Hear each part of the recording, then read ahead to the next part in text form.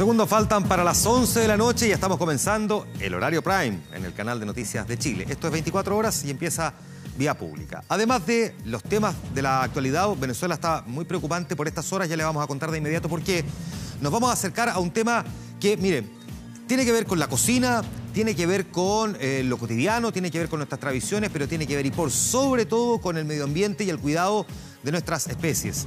Se ha determinado por 5 años la veda de las machas en 3 regiones del país, pero esto va a tener un impacto a nivel global. ¿Por qué? Se lo vamos a explicar en los próximos minutos. Hay voces que dicen no, es una exageración, hay quienes en cambio dicen es una decisión que se tomó tardíamente. Nosotros le preguntamos a usted en nuestra fanpage en facebook.com/24horas.cl qué piensa frente a este tema, porque por supuesto que genera también conversación y debate. ¿Cree que la autoridad exagera al poner a las machas en veda por 5 años? Lo vamos a estar analizando en los próximos minutos. El por qué pasa se lo vamos a preguntar a nuestros invitados en los próximos minutos. Pero por supuesto que nos hacemos cargo también de lo más importante que ha ocurrido en esta jornada de día 8 de agosto del 2017. 11 de la noche en punto y comienza vía pública en el canal 24 horas. El ministro del Interior será interpelado en la Cámara de Diputados. Dijo que va a ser una gran oportunidad para explicar el proyecto sobre migraciones, que es la razón por la que lo quieren interpelar. El Tribunal Constitucional declara admisible el requerimiento presentado por los senadores de Chile Vamos en contra de la iniciativa legal que establece que se despenaliza el aborto en 3 causales. En Venezuela, un ciudadano dominicano recibió un disparo luego de ser atacado por un grupo de desconocidos al interior de un aeropuerto en Caracas. Información, de hecho, que es con la que comenzamos este Vía Pública.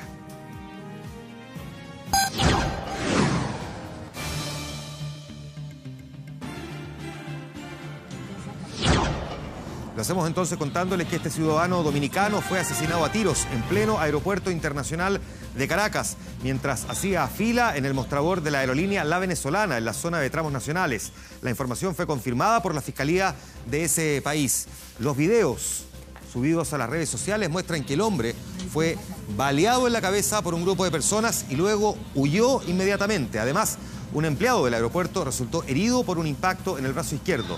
Según los medios locales, la víctima había llegado desde República Dominicana, se dirigía hacia la ciudad de Maracaibo. Una información que además dice que podría tratarse de un ajuste de cuentas. Las autoridades no han entregado mayores detalles, solo que un fiscal designado ya se encuentra investigando las razones y quiénes son los responsables de esta historia que mantiene en estos momentos a la comunidad internacional evidentemente preocupada. La violencia sabemos que ha ido creciendo conforme han ido avanzando. Además, los años en Venezuela es uno de los temas de preocupación, además, por cierto, de la crisis política y de la escasez de alimentos y la fuerte crisis económica. Esto viene asociado también con un aumento de los delitos y del narcotráfico, pero también del comportamiento de grupos de mafia. Por eso es que evidentemente el tema se instala con mucha preocupación.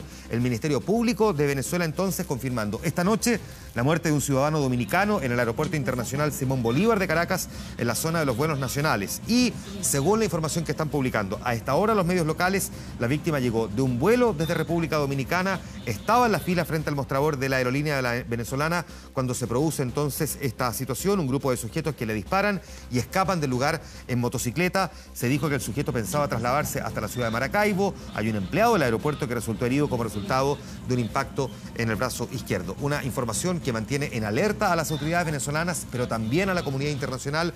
No olvidemos que varias aerolíneas, tanto latinoamericanas como del resto del mundo, europeas y estadounidenses, han anunciado que han suspendido por ahora o al menos han acotado sus vuelos hasta Venezuela precisamente por la crisis que se vive en ese país, porque no están dadas las condiciones mínimas de seguridad, porque tienen temor también a que los aeropuertos no funcionen normalmente ante la escasez y la crisis, y producto también derivado de lo mismo, que la realidad económica no haga sostenible o sustentable el poder viajar hasta ese país. Es un aeropuerto, por lo tanto, que se ha visto afectado en su normal funcionamiento si uno lo compara con años anteriores, pero ahora tiene esta visional, como vemos en las imágenes, de un episodio de violencia que ha tenido lugar en el principal terminal aeroportuario de Venezuela. Bueno, sigue siendo la preocupación a nivel latinoamericano, no solamente en el subcontinente, en general, en el resto del mundo. Hay que decir también que la reunión de cancilleres de América Latina en Lima decidió restarle toda legitimidad a la Asamblea Nacional Constituyente de este país. Esto mientras el presidente Nicolás Maduro pidió un diálogo continental para poder superar la crisis. Fueron 17 los países representados en Lima por sus cancilleres los que le quitaron el piso al proceso constituyente bolivariano. Su decisión de no reconocer a la Asamblea Nacional Constituyente ni los actos que emanen de ella por su carácter ilegítimo. Todavía estamos a tiempo de evitar una profundización de la crisis venezolana. Se requiere negociar y este grupo está disponible para hacer todo lo posible en ese sentido. Eso mientras Nicolás Maduro, en la 6ª reunión del ALBA, hace un desesperado llamado de alcance continental. La OEA ha fracasado y va a seguir fracasando en su intento de intervenir a Venezuela y de acabar con la revolución bolivariana. Que se inicie un diálogo con el gobierno de México, Colombia, Perú, Argentina, no sé si Brasil porque no hay gobierno legítimo. Chile, iniciemos un gran diálogo latinoamericano y caribeño para restituirnos y muy pronto se convoque en San Salvador una cumbre de reunificación de América Latina y el Caribe. Es la propuesta que quiero hacer el día de hoy. Solo el 2016 en nuestro país se entregaron 175.000 visas, lo que convierte a la colonia venezolana en la 5ª más grande, tras Perú, Colombia, Bolivia y Haití. Muchos obreros inmigrantes, pero también muchos profesionales. Ingeniero civil eléctrico. Bueno, yo soy ingeniero industrial. Según él, todo lo que está pasando es mentira. Según él, en Venezuela no hay hambre. Bueno, de verdad, salida uno ya estamos perdiendo la esperanza de que se pueda recuperar. La salida que uno consideraba era una salida democrática, pero ya sabemos que este gobierno no lo es. A una semana de viaje por tierra están los venezolanos de su patria acá en Chile. Una patria dividida, donde el seno del poder legislativo lo comparten la Asamblea Nacional junto con la Constituyente. Es una dictadura disfrazada. Justamente hoy mi mamá estaba haciendo 5 horas de cola para comprar gas, para poder comprar una sola bombona porque no le permiten comprar 2. Tristemente porque es un país millonario, es petrolero y no tenemos ni gas. No hay internet. No he podido enviar dinero, no he podido recibir porque no hay bancos. Pero eso allá no lo dicen. Nosotros no vamos a permitir que payasos, lacayos y vendidos al imperio sigan malponiendo a nuestra Fuerza Armada Nacional Bolivariana. No lo vamos a permitir de ninguna manera. En Venezuela no ha habido golpe de Estado y eso queremos decírselo al mundo entero. Yo llegué hace 2 meses, me vine por tierra, por la situación de mi país, por la escasez de los alimentos, de la medicina, no hay nada en los hospitales, no se consigue nada. Por eso me vine de mi país. Hay 2 salidas, o luchamos o emigramos. Y entonces, con sinceridad, creo que se va a convertir en la segunda dictadura en Sudamérica, al paso que va. Pero yo creo que allá arriba hay un Diosito que nos va a ayudar y yo creo que las cosas se van a solventar. Porque todo desde adentro no se puede, ya que es la parte militar están a favor del gobierno. Entonces, si tenemos a los militares en contra, es muy difícil que todo se pueda solventar. Es lo más probable, una guerra civil. 32.800 compatriotas de ellos obtuvieron visas acá en Chile entre el 2014 y el 2016. Otros 34.000 permisos de residencia. Es la diáspora venezolana que en los 70 fue solidaria con la diáspora chilena en los momentos en que la patria de Bolívar está sumida en una de sus peores crisis históricas. Bueno, la realidad de Venezuela es que tiene entonces como episodios más importantes el que la Asamblea Nacional Constituyente se transforma en un suprapoder público, pasando por encima de los otros históricos poderes del Estado. Por otra parte, la reunión de cancilleres donde se emite esta declaración, hemos visto a la Organización de Naciones Unidas, también a, los organismos internacionales que velan por los derechos humanos, la Comisión Interamericana de Derechos Humanos, sin ir más lejos, en los últimos días pronunciarse también en contra de lo que ha hecho el gobierno del presidente Nicolás Maduro e incluso algunas figuras como Diego Armando Maradona apoyar al gobernante venezolano y la respuesta de Enrique Capriles, uno de los principales líderes de la oposición, preguntándole a Maradona si viviría con los muy pocos recursos con los que los están haciendo hoy día los compatriotas de ese país. Aquí en nuestro país, la oposición logró aprobar la interpelación al ministro del Interior, Mario Fernández, por el retraso en el envío de la ley migratoria. Para ello contaron con la abstención e incluso un voto favorable de una diputada de la nueva mayoría, que es vocera a su vez del comando presidencial de Alejandro Guillé. ¿Por qué pasó? Aquí lo revisamos.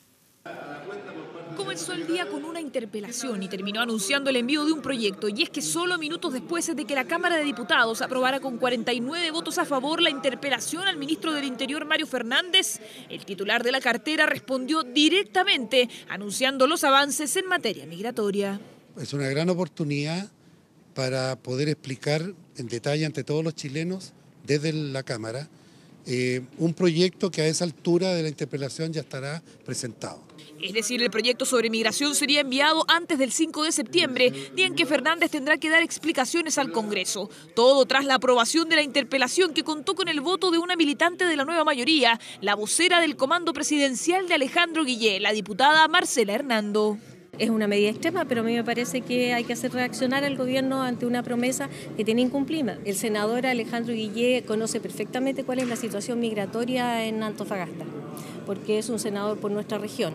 Y esto es un tirón de orejas para nuestro gobierno, ¿no? Esto demuestra que nosotros realmente tenemos un tema público, una cuestión de política pública que enfrentar en la región, y por supuesto que el llamado desde esta votación transversal al ministro es a que traiga respuestas concretas. Yo no quiero interpretar esta iniciativa de la Cámara como un elemento electoral. Instancia a la que Fernández deberá responder por las políticas de expulsión, visación, integración de los migrantes a la comunidad, reconocimiento a los derechos culturales y los presupuestos de las eventuales soluciones, entre otros. Que el proyecto de ley sea presentado antes de la interpelación no excluye el que se le quiera consultar, entre otras cosas, por qué tardó tanto y si efectivamente ese proyecto es lo que se ha venido prometiendo durante los últimos años por parte de la actual administración. A propósito de temas que pasan por el Parlamento, pero que no solamente se quedan ahí, vamos con la ley que despenaliza el aborto en 3 causales. El Tribunal Constitucional acogió a trámite el requerimiento de los senadores de Chile Vamos en contra de esta iniciativa legal y, por lo tanto, a partir de ahora, en un fallo dividido, los 10 ministros que componen este Tribunal Constitucional admiten el requerimiento que presentaron los senadores Francisco Chaguán y Jacqueline Van Rysselberghe tras la aprobación de esta iniciativa por parte del Congreso. Según dijo el secretario de este organismo, ahora el tribunal se va a enfocar en analizar el fondo del proyecto, por lo que se convoca a las organizaciones que cuenten con personalidad jurídica y que tengan interés a que aporten sus antecedentes por escrito. Asimismo, fijó para los días 16, 17 y 18 de agosto las audiencias para discutir este requerimiento que busca declarar inconstitucional la iniciativa enviada por el Ejecutivo y aprobada por el Legislativo. Con fecha de hoy, el Tribunal Constitucional ha resuelto acoger a tramitación y declarar la admisibilidad del requerimiento formulado por un grupo de senadores respecto de normas del proyecto de ley que regula la interrupción voluntaria del embarazo en 3 causales. También va acompañado un acuerdo adicional que consiste en convocar a la sociedad civil a audiencias públicas, a las entidades que tengan interés en el conflicto, que tengan personalidad jurídica y que soliciten ser oídas sobre la base de una presentación. Se fijó el plazo para formular dichas presentaciones hasta el lunes 14 de agosto a mediodía. Los pasajes caros no van a pasar a agosto, porque a más tardar el 21 de este mes deberán estar activadas las tarjetas con viajes ilimitados para adultos mayores en el Metro de Santiago. Pero, ¿quiere saber qué hacer si ya retiró su pase? Se lo contamos a continuación. ¿Le tocó una mañana de trámite? De trámite, sí, de ir a retirar radiografía. No porque esté jubilada significa que tenga que estar postrada en su cama. Al contrario, Eliana tiene trámites, controles médicos y compras que hacer en el supermercado. Y eso que todavía no es mediodía. Y este recién será su segundo viaje en metro. ¿Sería el último si es que ya Si hubiera tenido la tarjeta, habría sido hasta aquí nomás. ¿El último 210 pesos? Claro, claro. ¿Qué le pareció la noticia ahora que va a ser ilimitado, que los autos mayores? Fabuloso. Si es lo menos que le podían hacer El gobierno, dice Eliana, recapacitó porque echó pie atrás a los 2 viajes como tope para acceder a la tarifa rebajada para adultos mayores usando la nueva tarjeta. Ahora será ilimitado para todos los jubilados y pensionados. Vamos a trabajar ahora en el tema de que las tarjetas que ya entregamos tengan la posibilidad de ir al operador tecnológico a través del Ministerio de Transportes para que puedan recibir este beneficio en la forma sin limitaciones, tal como lo estableció ayer la presidenta. Los héroes, lugar de combinación a línea 1. ¿En qué otras cosas usa el metro, por ejemplo? Aparte de los diagnósticos. No, cuando hay que salir a hacer otra diligencia a otro lado, cuando hay que salir de viaje. Pese a las aglomeraciones, a las horas punta, el metro es una ayuda para Eliana, más aún cuando se paga 210 pesos en vez de los 700. A más tardar el 21 de agosto, todos los inscritos, que son cerca de 180.000, tendrán la tarjeta habilitada para viajes ilimitados. Pero si usted ya retiró su tarjeta y esta está programada con los 2 viajes de tope, mientras tanto podrá comprar boletos de adultos mayores sin límite a todo horario. Por lo tanto, en 2 semanas más ya la tarjeta de adulto mayor va a estar programada para hacer los viajes sin restricciones. Yo hoy día vine al médico, 2 boletos. Si bien es cierto, nosotros no trabajamos, pero por asunto de salud, cierto, debemos andar por todos lados. Y a veces hay que ser más de 2 tramos. Exacto, y estuvo bien que reconsideraran la causa. El año pasado se llevaron a cabo 33 millones de viajes con tarifa rebajada para la tercera edad. Según estudios del metro, los adultos mayores realizan en promedio 16 viajes en todo un mes. Aún así, ellos exigían eliminar la restricción de 2 viajes por día. Eliana ha llegado a destino, completó su viaje de 25 minutos de San Miguel hasta Providencia. Probablemente en la tarde utilice el tren subterráneo nuevamente. Ahora ya no hay límites. Era como ya la falta de respeto máxima al adulto mayor. ¿Y ahora? Ahora no, ahora es otra cosa, ya le cambia la vida a uno y sale con más tranquilidad. El ahorro es sustancial, unos 500 pesos por viaje. Aportaron por años a nuestro país con su trabajo. Eliana y el resto de la tercera edad pedía solo que le devolvieran la mano, al menos con el metro.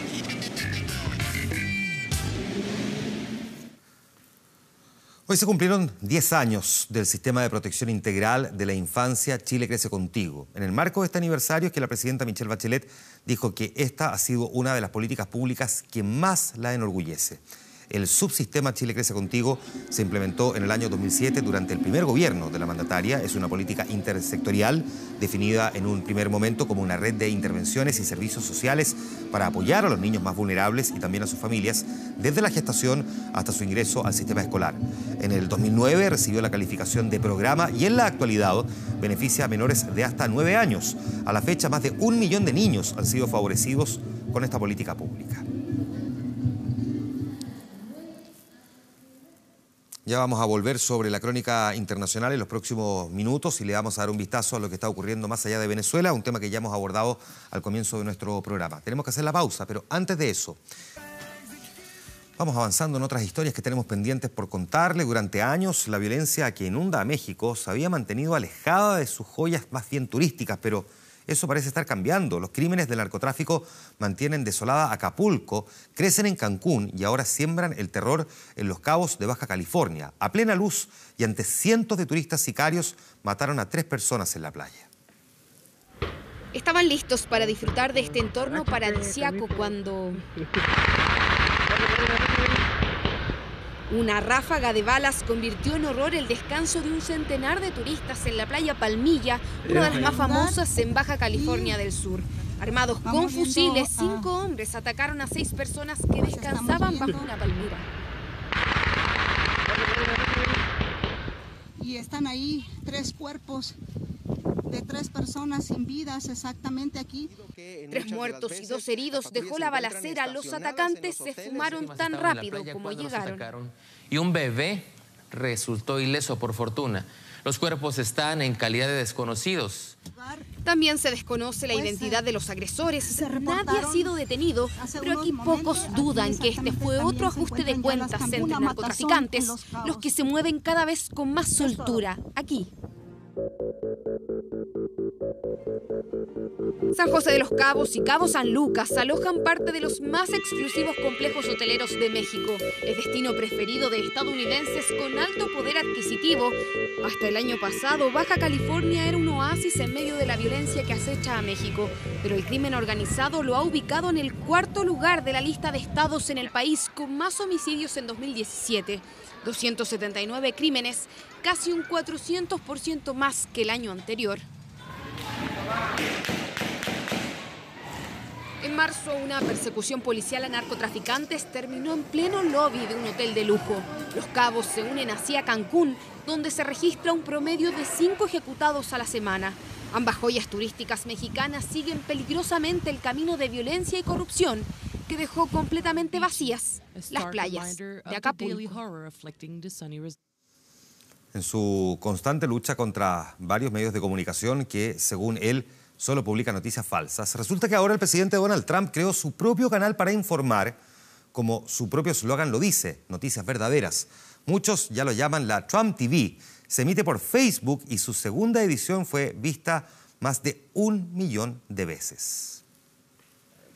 Thank you for joining us, everybody. I'm Kayleigh McEnany, and that is the real news.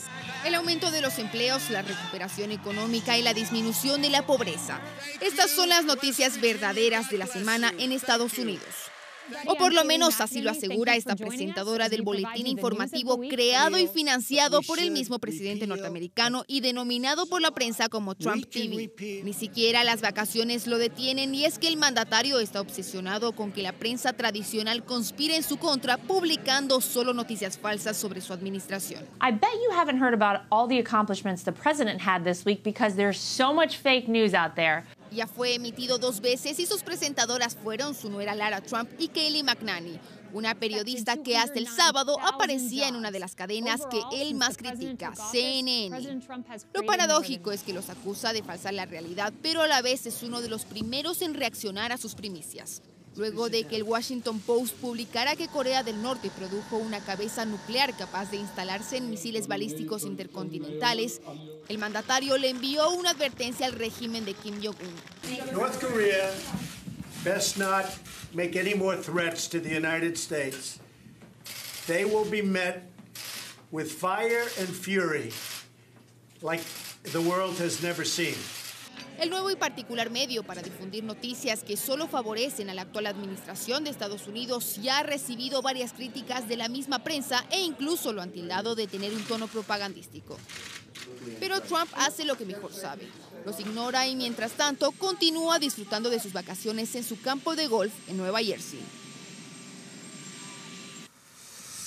El Mundial de Londres ha servido para conocer historia de diversos atletas, como el caso, por ejemplo, de la venezolana Yulimar Rojas, quien logró oro en triple salto femenino. Es una deportista que une a un país dividido y que celebra el primer oro en su historia en un mundial.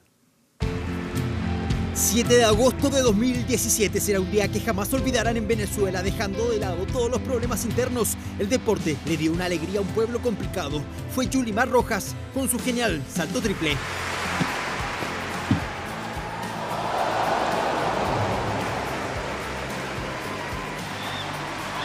Al fin un oro en este campeonato que lo trabajamos mucho.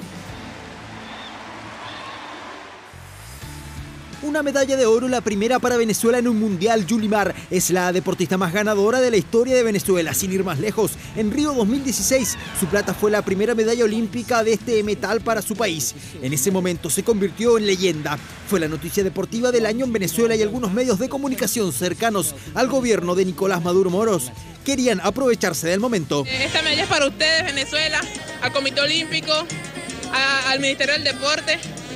Y bueno, al presidente Maduro, que también aportó mucho interés para que todos ustedes estén confortables y puedan estar tranquilos, concentrados y estudiando y laborando también.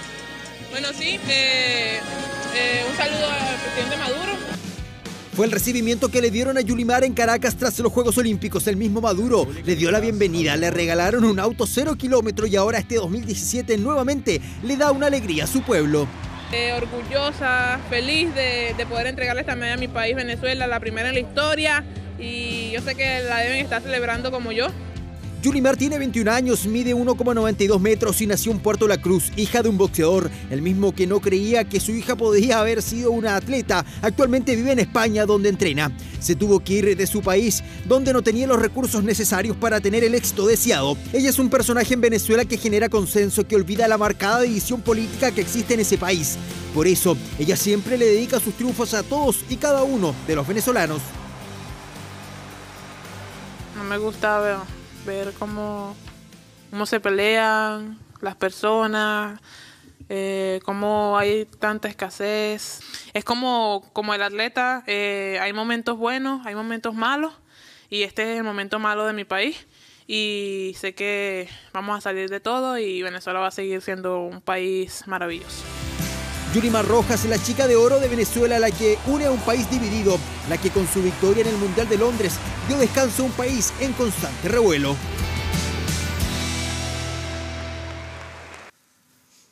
Bien, la crónica internacional, la crónica deportiva y por supuesto lo que ha pasado en nuestro país es lo que hemos revisado en esta primera parte, pero nos queda pendiente todavía un tema. Vamos a hablar de por qué se ha decretado una veda de 5 años para las machas. Ya lo vamos a analizar con 2 invitados en los próximos minutos. Antes, el gobierno decretó la veda que prohíbe la extracción y comercialización de la macha durante 5 años. 3 regiones son las afectadas por esta veda que pretende fomentar la recuperación del molusco. Su alto consumo es una de las razones que llevó a la Subsecretaría de Pesca y Agricultura a establecer la veda de machas para las regiones de Valparaíso, O'Higgins y el Maule. La medida implica la prohibición de captura, comercialización, transporte, procesamiento y almacenamiento de este recurso que entró en vigencia el 2 de agosto. Y a partir de este tema es que queremos preguntarle a quienes nos acompañan esta noche por qué finalmente se toma una determinación y cuáles pueden ser las consecuencias que tiene para ello. Así es que presento a nuestros invitados que nos van a acompañar. Está con nosotros Stefan Helsic, que es académico de la Facultad de Ciencias Biológicas de la Universidad Católica. Gracias por estar aquí, bienvenido. Buenas noches. Buenas noches. Y Javier Rivera, jefe del Departamento de Pesquería de la Subsecretaría de Pesca. Gracias por estar aquí, bienvenido. Muy buenas noches. Javier, voy a comenzar contigo. Vamos a partir el tema bien desde cero, bien en nosotros hemos escuchado muchas otras veces de vedas que se aplican a, digamos, productos que se extraen del mar. ¿Qué es lo que está ocurriendo con la macha y por qué se toma esta determinación? Porque además 5 años a la gente le puede sonar como un montón de tiempo. Tratamos de ponerlo en perspectiva. ¿Qué es lo que está pasando con la macha y por qué finalmente tenemos que tomar una determinación como esta? Bien, mira, lo que pasa es que el recurso macha está presente a lo largo de toda la costa del país. Pero en las regiones quinta, sexta y séptima región, en estos momentos no hay bancos de macha que soporten una extracción comercial, ¿ya? Sin embargo, la pesquería de macha se mantiene activa en la cuarta región de Coquimbo y en la 10ª región de Los Lagos, que es la que ha mantenido el nivel de explotación a nivel país en los últimos 10 años. Por lo tanto, esta veda en estas 3 regiones no afecta en nada la cantidad de macha disponible que tenemos a nivel país. O sea, no es que no vayamos a tener macha, entonces. No va a suceder eso. Pero me imagino que disminuye la cantidad, ¿no? No, porque los principales bancos de macha, como te decía, están en la región de Coquimbo y en la región de Los Lagos. Ah, perfecto, ya. En estas 3 regiones, hace ya por lo menos 15 años, no tenemos una extracción comercial fuerte. Estamos hablando de menos de 3 toneladas entre las 3 regiones. Ah, porque yo durante el día había escuchado lo contrario. Decían que por ahí podían concentrarse una parte importante. Y corrígeme si me equivoco, porque desde 1980 hasta la fecha los bancos de macha han ido disminuyendo. Entiendo que eran cerca de 50 a comienzos de la década del 80 y hoy día andamos, ¿qué? ¿Por los 14, 15? 14. Sí. Sí, lo que pasa ¿Disminuyen por qué razón? Mira, hay distintas razones, entre ellas principalmente variabilidad ambiental, efectos antrópicos, ¿cierto? Efectivamente, el hombre en distintos bancos de macha, al estar en playas de arena, donde hay una fuerte intervención del hombre, en playas con turismo, por ejemplo, durante los 80 la extracción de este recurso fue bastante alta y estamos pagando las consecuencias de esos tiempos. Ya. Vamos a despejarlo, Stefan, de lo que parece más cotidiano, porque el primer acercamiento probablemente para la mayoría de la gente es, dicen, oh, tenemos una veda a la macha, ¿qué va a pasar con algo que uno tiene asociado tanto a platos típicos, en fin? No, vámonos a lo que, no digo que lo otro no importe, pero que ciertamente es mucho más relevante en esta conversación, es qué estamos haciendo con nuestros recursos naturales, que tenemos que aplicar medidas de esta naturaleza. Concentrémonos un momento en la macha, pero luego tratemos de mirar otras realidades también. ¿Qué está pasando que tenemos que decretar medidas de esta índole? Sí, pues hay una serie de explotación de recursos marinos. Pero se hacen cosas, ¿eh? O sea, estas son medidas que van apuntando hacia tratar de generar una sostenibilidad de nuestros recursos. O sea, no es porque la Subsecretaría de Pesca de pronto se le ocurre... Evidente, claro. ¿No es cierto? Hay un respaldo académico, hay un respaldo científico atrás de esto. El caso de la macha es como una especie que, no sé, pues hace 2 o 3 días apareció como una especie insigne, pero en el fondo esto está pasando con varios recursos, ¿no es cierto? Una de las cosas que me parece importante en estos recursos que se llaman recursos bentónicos, que son estos que viven en el fondo del mar. Aquí no estamos hablando del jurel, ¿no es cierto? Claro. De las especies que nadan, pelágicos, que esto viene en el fondo del mar. tienen una herramienta de gestión, de manejo, que se llaman las áreas de manejo, y que apuntan hacia tratar de incrementar la sostenibilidad de los recursos. Estas áreas de manejo, en el fondo, lo que son zonas, son como parcelas marinas, que se le otorga, la subsecretaría las otorga a comunidades de pescadores artesanales, sindicatos, cooperativas, etcétera, para que ellos tengan cierta independencia en gestionar los recursos de esas áreas. A mí me parece que ese tipo de medidas que implican la participación, ¿no es cierto?, de las comunidades, etcétera, van apuntando en una dirección correcta. De hecho, la macha está en veda, pero no en las áreas de manejo. O sea, si estas comunidades de pescadores tienen recursos, tienen un plan de manejo aprobado, etcétera, ellos pueden seguir sacando a ver, macha. expliquemos bien eso, porque ahí ya me confundí un poco. ¿Qué significa? La macha está en veda, pero no en las áreas de manejo. No en las áreas... ¿Qué significa? Ojalá bien en simple. Te cuento. Estas áreas son parcelas, para hacerlo bien simple. ¿No? Parcelas marinas que están otorgadas a comunidades de pescadores, no a individuos. No está privatizando, en el fondo. Aquí son le comunidades. dando a la comunidad de pescadores. ¿Comunidades que acceden a esas parcelas de qué manera?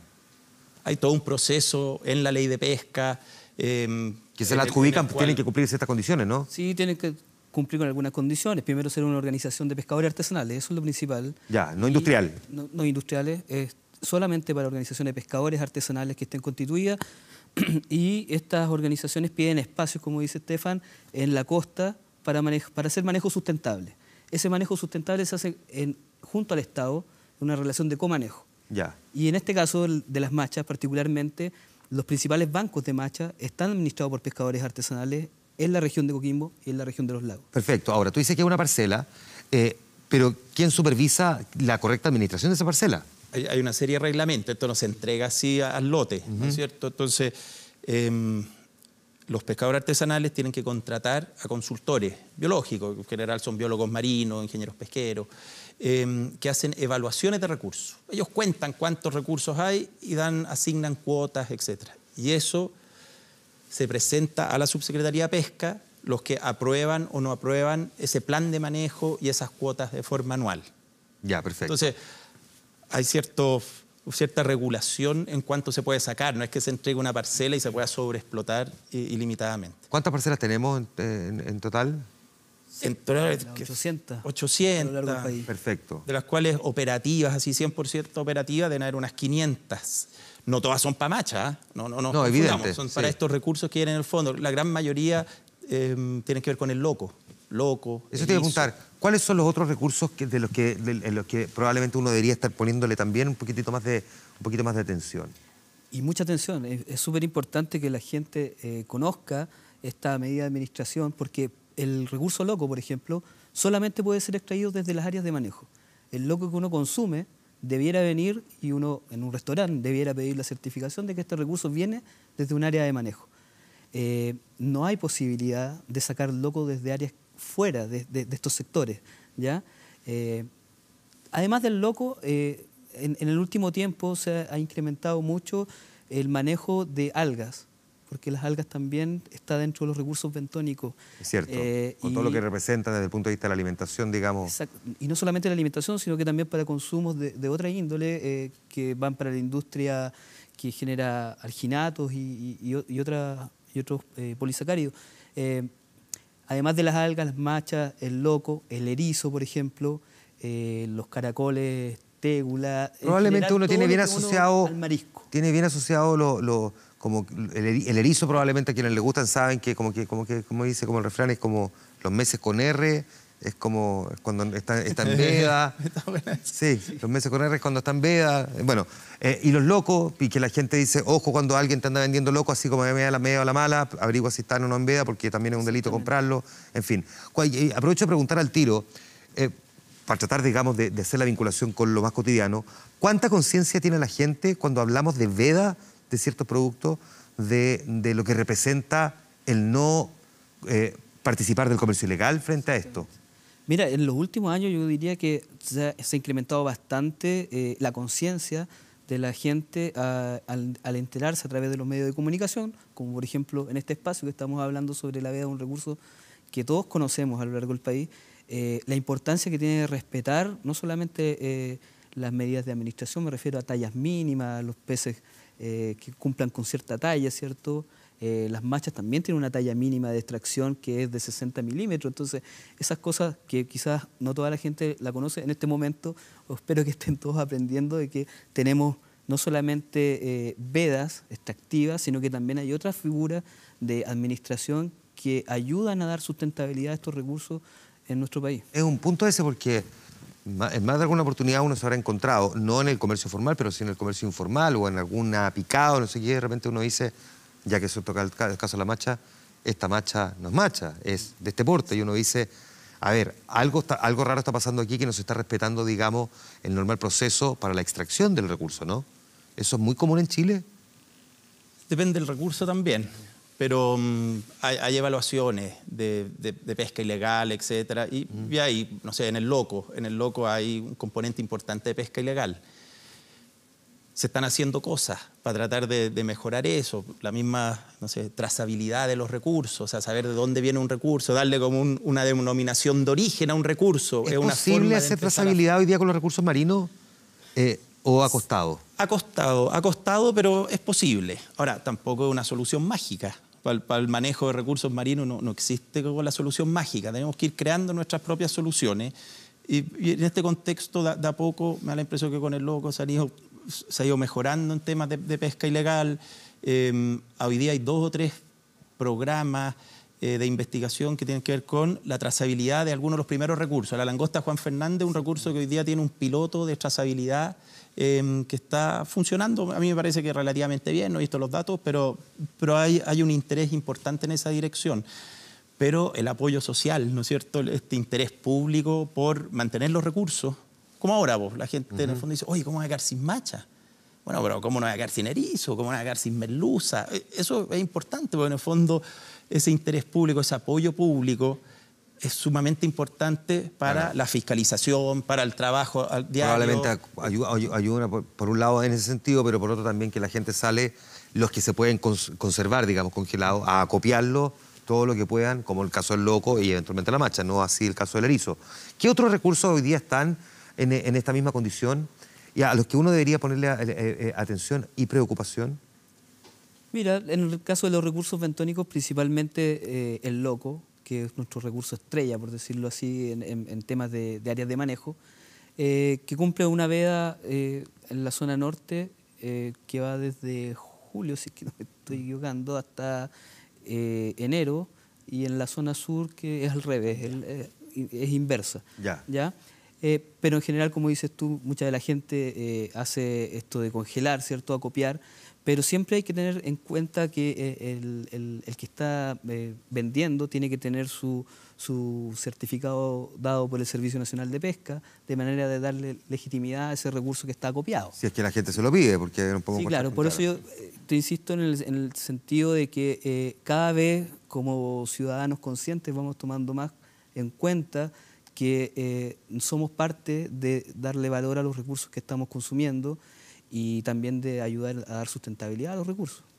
¿Hay otro tipo de recursos que hoy día nos deberían generar preocupación, aparte de estos clásicos que hemos nombrado, erizo, loco, macha? En estos bentónicos son los principales. No necesariamente bentónicos. Cuando pasamos a otros tipos de recursos, bueno, la merluza. La merluza, que también se menciona harto. La merluza se menciona harto, es un recurso que tiene pesca ilegal, es un recurso que también son recursos que a veces son más difíciles de gestionar. Chile ha avanzado en la gestión, que yo también quiero aclarar, porque nosotros estamos reacostumbrados a como autotirarnos piedras un poquito en la gestión. ¿A qué te refieres el manejo de los cuando dices gestionar? ¿A qué te refieres con gestionar los recursos? Manejar los recursos, tratar de llegar como a la sostenibilidad del recurso. Entonces, Chile, la ley de pesca del 2013 estableció planes de manejo, la posibilidad de armar planes de manejo para estos recursos, que si tú lo pensáis es algo bien innovador, porque se arman unos comités de manejo donde en una misma mesa se sientan pescadores industriales, pescadores artesanales, autoridades, entonces, plantas de proceso. Entonces se empieza a generar como un diálogo diferente para la gestión, para el manejo.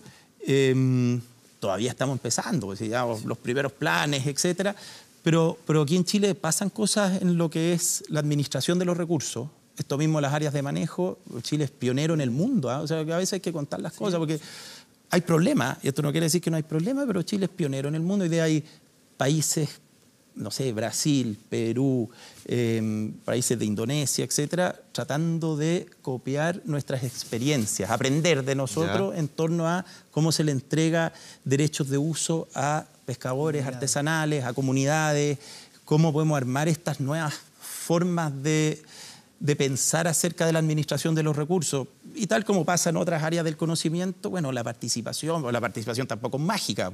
Entonces, bueno, ¿cómo hacemos una participación un poquito más deliberativa en torno a este tipo de cosas? Entonces, tenemos hoy día como un nuevo escenario institucional para tratar de ir mejorando estas cosas. Esto no quiere decir que no haya problemas. Yo no estoy diciendo que aquí la merluza o el loco están todos fantásticos, pero creo que tenemos que ser un poquito optimistas también, porque hemos ido dando pasos hacia adelante. Y por supuesto que por ahí van a decir, sí, hacia adelante, pero todavía hay unas merluzas así.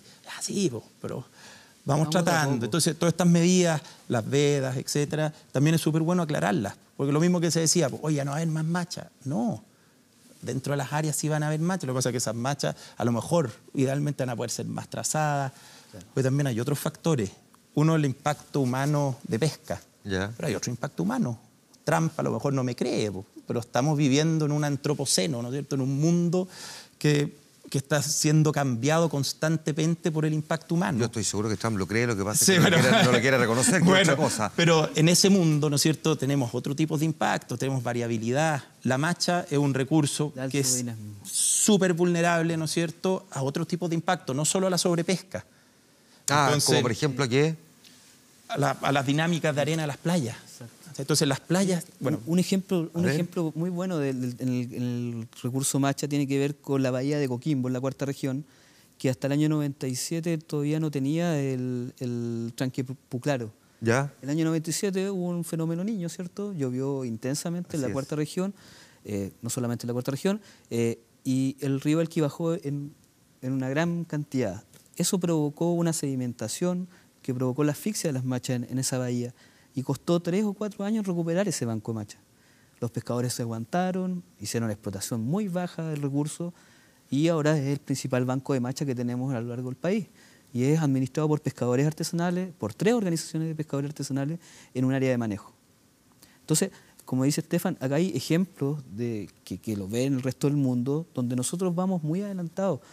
No quiere decir de que vamos a cambiar en 2 años o en 3 años los quizás errores que se cometieron durante 20 años atrás en el tema de administración pesquera.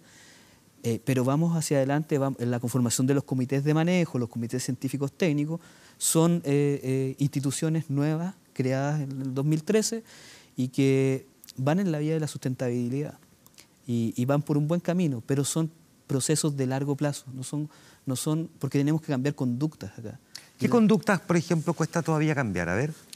Por ejemplo, vivir el día. Los pescadores son personas que viven mucho el día, entonces la programación de días de pesca es muy difícil para ellos. Además, la variable ambiental y todo eso, claro, ¿cierto? Da una dificultad. Pero ese es una variable que es importante de considerar en el tema económico. Entonces, como te digo, y no solamente de los pescadores, de los consumidores, estamos hablando en este momento, ¿cierto?, del establecimiento de una veda y Chile estalló por todos lados con que no iba a haber macha. Bueno, esa es otra conducta de ser responsable con el cuidado de los recursos. Y por otro lado también la administración pesquera, ¿cierto? Todos los que trabajamos en el sector pesquero también tenemos que cambiar formas de ver y de realizar las cosas. Hay un tema que es transversal, no solo la pesca, pero que a mí me parece que es fundamental, un poquito más de la conducta, pero que es la confianza. Tenemos una crisis en el sector pesquero, tal como en otros, ¿no es cierto?, de confianza. Y la desconfianza hace que se generen costos de transacción muy, muy altos. Cualquier cosa que tú quieras. Cuando dice confianza en este caso, no sé, en el modelo antiguo, la ley antigua, donde se generaba una cuota, ¿no es cierto? Y esa cuota a veces variaba de una manera muy rara, sí. un poquito, a veces bastante, ¿no es cierto?, por presiones de distintos lados. De forma bien opaca, sí, es verdad, bien Entonces, opaca. Hoy día eso se trató de solucionar, haciendo un comité científico que pone una cuota y un comité de manejo. En el mundo perfecto, en el mundo al que deberíamos llegar, esos 2 comités tienen que poder conversar, ¿no es cierto? Necesitamos compartir el conocimiento para poder llegar a la sostenibilidad. Pero por la desconfianza tú dices, oye, ¿sabéis qué? que no conversen tanto tampoco, porque en el fondo no se vayan a ver influidos unos por otros. Hay un ejemplo súper básico, súper mínimo, pero hemos ido avanzando en ese sentido, pero este tema de las confianzas se va arrastrando, porque tú armáis mesas de trabajo entre industriales, artesanales, y se empiezan a conocer. Idealmente empieza a crecer la confianza, pero todos estamos partiendo con una desconfianza. Y es un proceso. Y tiene que haber un proceso, y ahí necesitamos tiempo. O sea, la misma ley de pesca, o sea, desde el punto de que hay desconfianza entre los que votaron la ley de pesca. Ahora, bueno, eso tiene una génesis más o menos con un cierto asidero, ¿no? ¿Cómo vamos? Tenemos que empezar a reconstruir esas confianzas, que son volver a confiar en la gente que toma decisiones, volver a confiar entre nosotros mismos. Y eso es difícil, pero yo creo que este tipo de medidas, las que generan estos comités de múltiples actores, las que le entregan herramientas de gestión a las comunidades locales. ¿Cierto? Confiemos en nuestras comunidades, pues no pensemos que nos van a robar del día 1. Pues. Sí, en las áreas de manejo, oye, han funcionado bastante bien, se han empoderado las comunidades de pescadores. Algunas de estas áreas no son económicamente tan rentables, pero estas áreas no se devuelven, porque te generan, ¿no es cierto?, un sentido de empoderamiento territorial en torno a un lugar que es sumamente importante como una forma de respeto de estas comunidades. Javier, por último, ¿algo que agregar en esta última línea? Sí, mira, de lo que está indicando Estefan, muy importante es el proyecto de desarrollo armónico de las caletas que se aprobó hace pocos días en el Congreso, porque justamente el desarrollo de la pesca artesanal tiene que ver también con este empoderamiento territorial que hay a través de las áreas de manejo y su caleta. Claro. Y el poder desarrollar ahora una caleta, que el Estado pueda invertir en una caleta rural, genera confianza, genera posibilidades de desarrollo, genera posibilidades de hacer emprendimiento, y eso da un poco de descanso a los recursos en alguna medida. Perfecto. A los dos les quiero agradecer el que hayan venido a conversar con nosotros sobre un tema que nos parece relevante y que es bueno que además el público lo interiorice más allá, digamos, del mero titular. Muchísimas gracias por la explicación, muchísimas gracias por ponernos en contexto además este anuncio que se ha hecho durante esta semana. Muchísimas gracias a ti. Nosotros vamos a la pausa, que estamos de vuelta aquí en Vía Pública. Espéranos.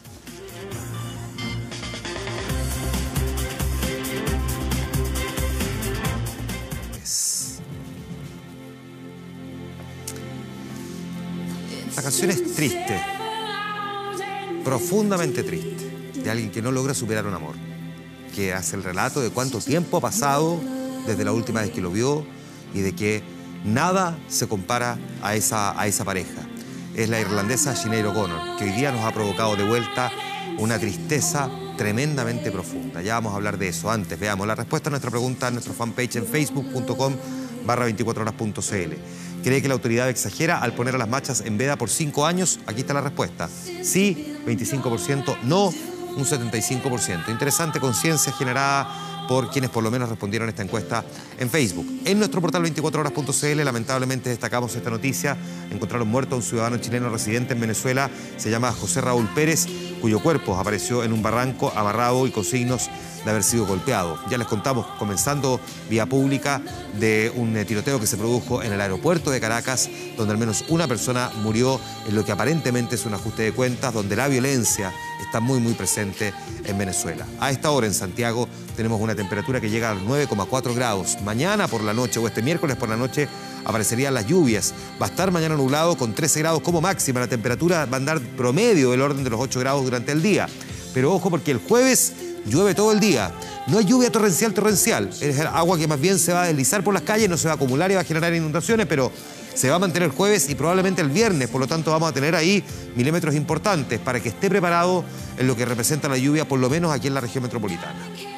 Sinéad O'Connor, que nos deleitó con probablemente uno de los grandes lentos que nos regaló la última parte, el último tramo del siglo XX, 1989. Nothing Compares to You. Esta irlandesa que con una capacidad interpretativa extraordinaria, canción que cantaba y que canta hasta el día de hoy, se ha convertido en un emblema, no solamente las propias, bueno, esta no lo es porque es de hecho un cover, pero tantos otros que hizo, de Elton John, en fin, se cobran de una personalidad propia. Esta figura colgó en su Facebook hace algunas horas un video donde se muestra llorando profundamente, dice que está en un motel abandonada en la localidad de New Jersey, completamente sola, que no habla con nadie, salvo con su terapeuta, que está sumida en una profunda depresión y en un estado suicida, y pide a su familia que la vaya a buscar. No le he mostrado el video porque, francamente, es tan triste y tan profundamente conmovedor a estas alturas. Sin embargo, un video que haya sido bien difundido, profusamente divulgado en las redes sociales, pero quisimos quedarnos con una imagen, no vamos a decir muy alegre porque la canción es triste, pero un momento mejor de una cantante que en 1989 nos deleitaba con este tema, que en 1992 vivió probablemente un proceso complejo cuando se le ocurrió romper esa foto del Papa Juan Pablo II en el programa Saturday Night Live, que para muchos fue el comienzo del ocaso de su carrera. La recordamos al terminar Vía Pública. Mañana a esta hora estaremos al aire con El Informante. Que estén bien, descansen. Buenas noches.